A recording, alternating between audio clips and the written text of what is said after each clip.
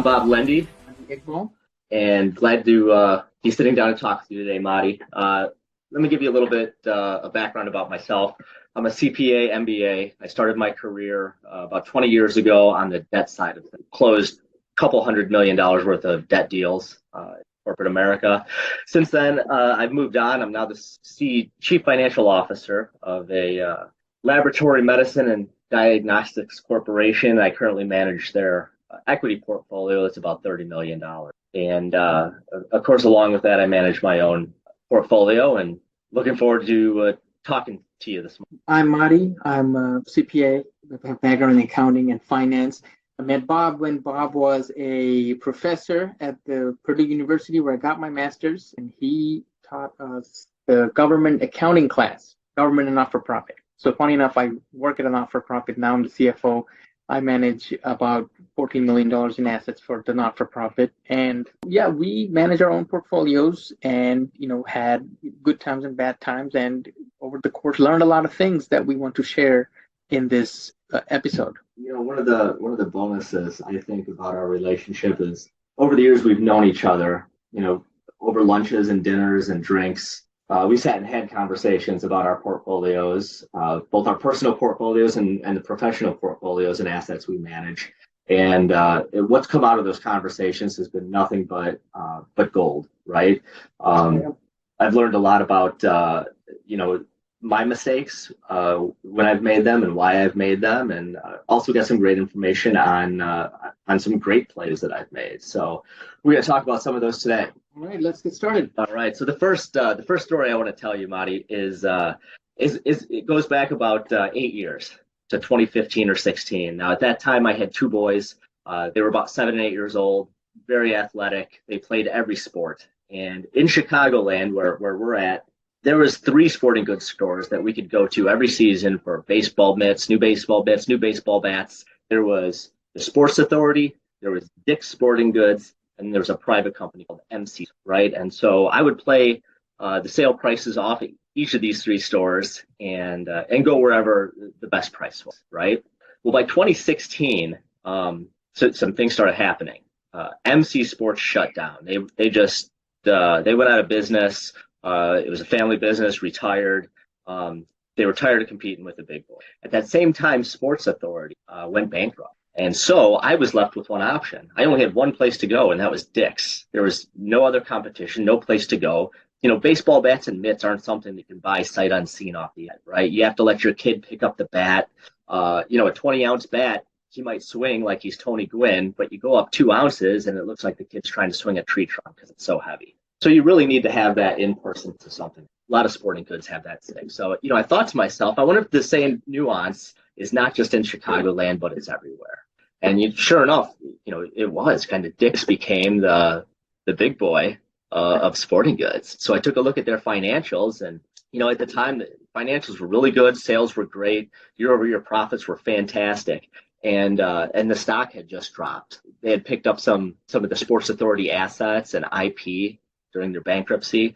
Stock was around $25 or $30 a share. And so that's when I decided to get in. And so I got in pretty heavy with Dick's, and it has sat in my portfolio since 2016, 2017, when I picked it up at $25 or $30, and today it's at $140. So it's been a huge winner. So it's one of the best performers in my portfolio. And so that's been one of my wins that I like to tout. And, along the way, as I've told that story to folks, they always say to me, well, what's the next thing? I said, man, I wish I knew. And about a week ago, there was a stock in my portfolio that I have some exposure to, not a whole lot, and it's going to turn in my opinion, to that big stock. So that is Tapestry. Probably never heard of Tapestry. Tapestry is the parent company of Coach handbags. That Coach is the person handbag that every one of your grandmothers has owned. Your mom probably had one. Your sister does. Your wife does. I know mine does. They are the quintessential handbag company, right? They've had some good financials. In 2017, they picked up Kate Spade, which was the other handbag giant. And so, in 2017 and 18, I thought, great, this is fantastic. These guys have two of the biggest handbag companies around. The year-over-year profits, continually increased, of course, with the exception of the pandemic year, where nobody was going out or buying new handbags for the season. And then last week, a giant bombshell. Tapestry put an offer in to pick up Capri Holdings, which is another high-end bag maker and shoemaker. They own Marc Jacobs and the Jimmy Choo brand. And so now I have exposure in my portfolio to basically a monopoly of mid-range handbags, the three top brands in basically the world. Right.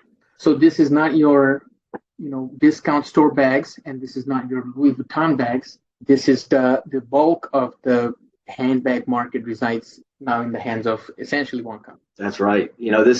This isn't. You're always going to have your Target bag shoppers, right? They're picking up a purse for $40 or $50, and you can't get into a Louis Vuitton or a Prada probably for less than $2,000. These are the purses and handbags that are $85 to $650. It's right in the middle. If you go to the mall and you take a look at the girls, the ladies, the senior citizens that walk by and look at their bags, you're gonna see these three names over and over and over again. It's 95% of the market. They got almost $800 million in free cash flow. You plug that into a discounted cash flow model using a 7.7% discount rate, this stock is worth over $60 today. That's almost a 50% undervaluation right now at the current price levels. And what's more compelling is if you look at their competitors like Dior or even Lululemon, those guys are overvalued by 10 to 12%, which means that compared to its competitors, this stock is very undervalued and poised for a breakout. Like you said, the similarity with Dick's is that they are getting more market share, and they were at a discount because of COVID, correct?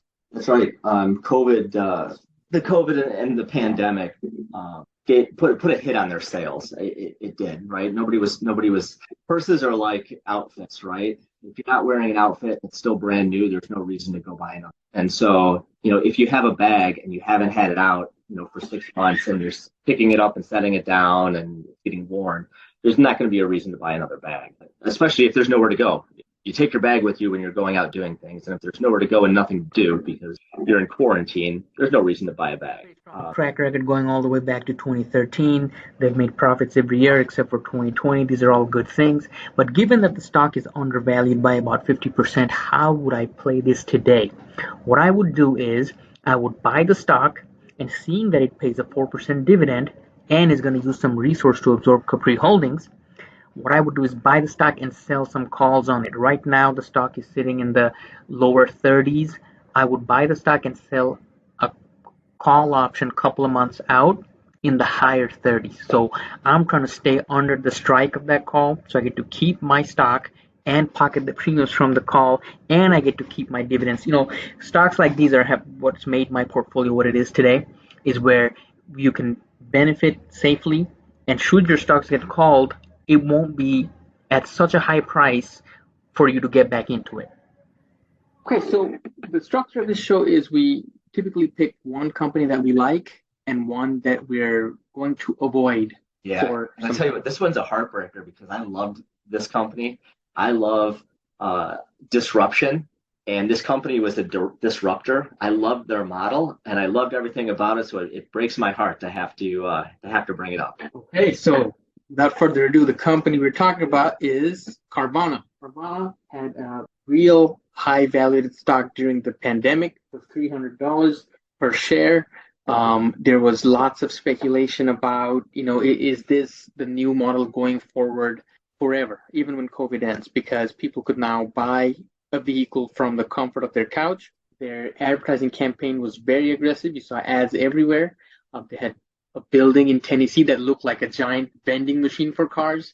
Carvana briefly went down to the single digits once a lot of things came to light. Prime cars to electric cars, all kinds of things are into play right now. But the main reason this company is one we want to avoid for now is because they had a lot of debt. When they were on the brink of bankruptcy and the stock had collapsed to about $7, they made a deal with Apollo Capital Management whereby they got a lot of debt from them, and the way those debts are gonna become due are at much higher interest rates than what they were. How much higher? Almost double in certain cases, depending on the durations, the longer It dated is. bonds. I read, Marty, that they're splitting their $5 billion in debt that was due this year into three tranches, and those interest rates are going to be 12, 13, and 14%. Right. And I tell you what, 14% on $5 billion in debt is that's untenable, and not in 2 years. Right. And I mean, they're very limited in their options right now, because if they were to go out and refinance or get a different lender, I mean, mortgages are north of 7% right now. The Fed's kind of hinting at this is not where they're going to stop. They might keep going with the rate hikes. All in all, just contributing to lower customer purchasing ability because of high interest rates and higher debt service cost for the company. And the other thing about it is when they buy a car and process it, that's part of their cost of goods sold. So they have, they have an operating income which is in the negative, right? And their gross profit is less than 10% of their total revenue. So there's just some things to be concerned about in this business model. You got gross profit that's less than 10% of your total revenue, and you got operating expense that puts you in the negative every year. So it looks like the more sale they make, the bigger their losses are. And they're operating on the operating side. They've already been in the news for some misses, right? It was basic blocking and tackling when it comes to compliance. I know that they were suspended in the state of Illinois, I think on multiple occasions. They've had issues in Michigan. They've had issues in Florida. And it's all like it's basic G&A, blocking and tackling. Like it's compliance 101 in a lot of these cases. And this company couldn't seem to do that 2 years ago when they had all these costs in management, and now they've slashed a lot of these jobs in management. So, my question is also going to be, are we in store for some more problems in the future that's going to preclude them from doing business in states? Right, and that's only going to make already bad situation slightly worse. Now, a couple of things they have going for them. Like you mentioned, the cost cutting, and Wall Street always loves to hear that. When you say you're cutting costs, the stock takes a spike, and I think that's what's happened from the single digits. It's now in the $40 range, and we also have a lot of insider buying at those single digit numbers. I think the trigger for me that the stock is a good short candidate when the first insider starts selling. So I would agree with that. When they did this debt refi, one of the other constraints that Apollo put on them was they had to raise some more capital. So they floated another $325 million in stock, and the two principals of the company were the purchasers of that stock. So say that to say, we talked about Tapestry and insider buying, and we talked about that being kind of a good sign and a good signal for us. In this case, I think it might be the opposite. I think there might be some of that insider buying, and it's not because they have faith in the company as much as them buying it because somebody had to buy the new $325 million in equity that they were floating. So your suggestion is A, stay away, or B, if you want to make a play on this, this could be a candidate for a short. So using the same discounted cash flow model we used earlier, but with a slightly higher discount rate of 8.06, mainly because Carvana is still a loss-making company, and it's still lower than their cost of borrowing from Apollo, right? Assuming this company turns a profit in 5 years and that their revenue goes up to $20 billion in that fifth year, we are still looking at this stock intrinsically with the discounted cash flow model being worth about $1.47 a share. Okay, best case scenario, let's say all public transportation goes down in the United States and everybody needs to buy a car ASAP. We're looking at $20 a share for this stock. All right, so let me put you on the spot.